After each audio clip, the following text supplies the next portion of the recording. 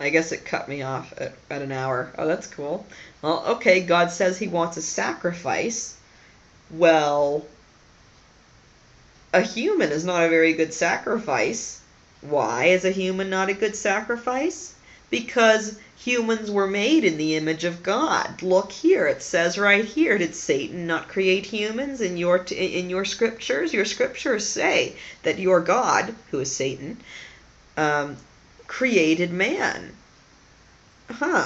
So how is it that you sacrifice man to God if man is in God's image? If man contains a piece of God and you sacrifice it, that means you are killing God.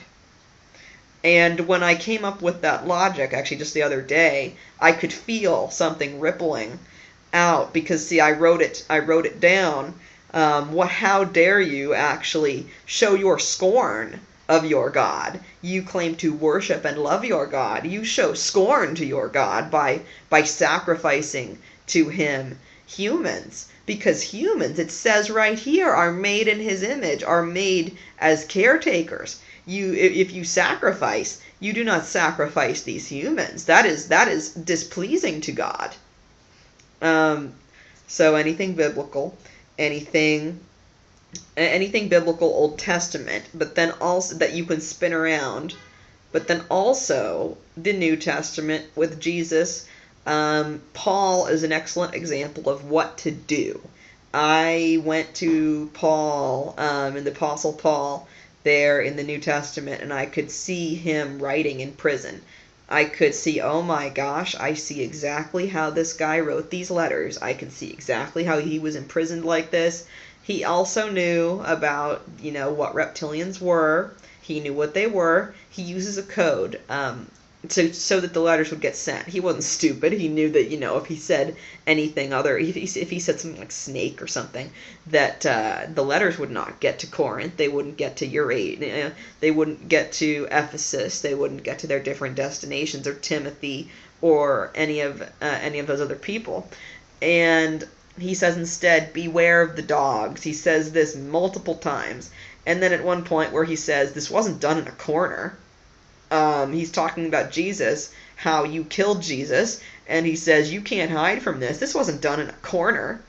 So it's as if he's saying, I know about this stuff. I know what happened. Jesus appeared to me on the road to Damascus, told me the whole deal, said, Saul, why are you persecuting me? Which is kind of like what happened to me.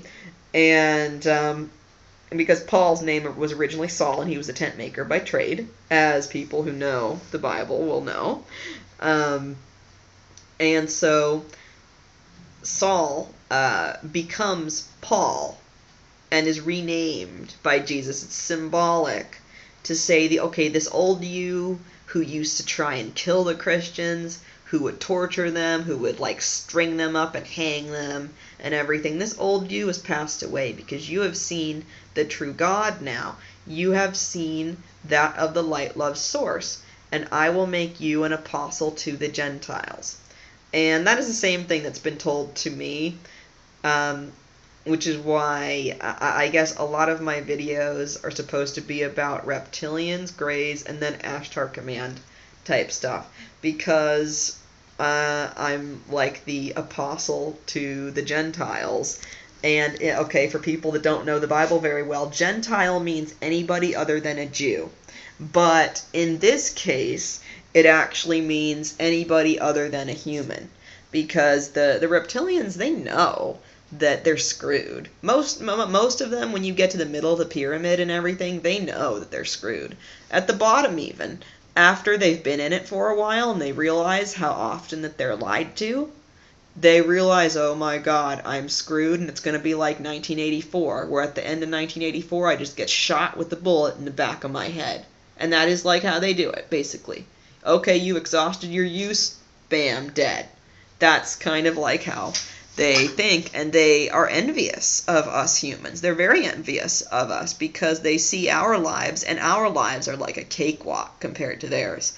And so that is part of the rage and wanting to control us, because they see us as creator beings, and they don't have the same capacities that we do, even though they're so psychic or can see auras. But see, what good does that do you if all you think about is wanting to have orgies and gamble?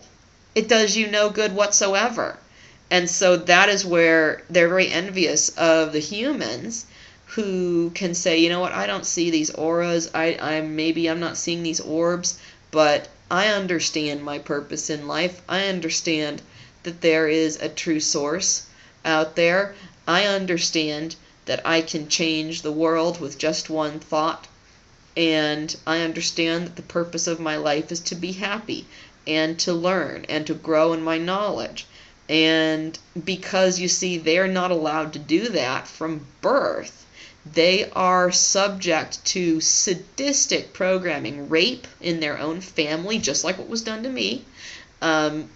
Because remember, I was practically born into it. My mom has the humped spine. She was born with the scoliosis and everything, blonde hair, blue-eyed, RH negative. She thinks like a Nazi. She did think like a Nazi. Whoever it is now thinks like even worse of a Nazi.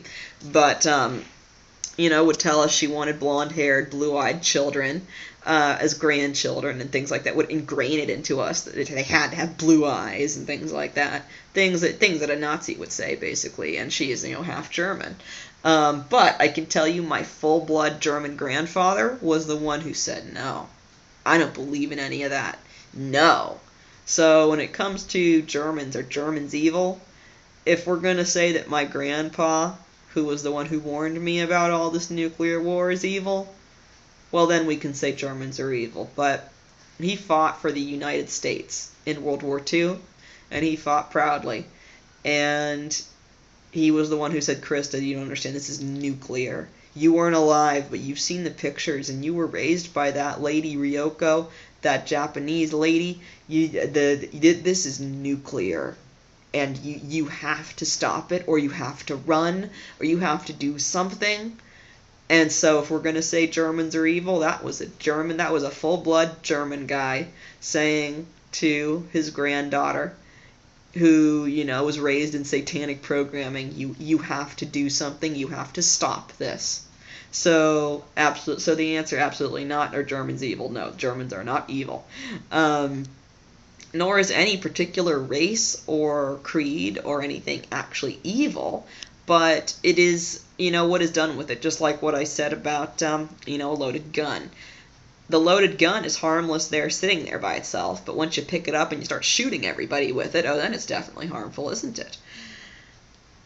So, in winning a war, in winning a telepathic war with reptilians, also you need to be very aware of what you say aloud.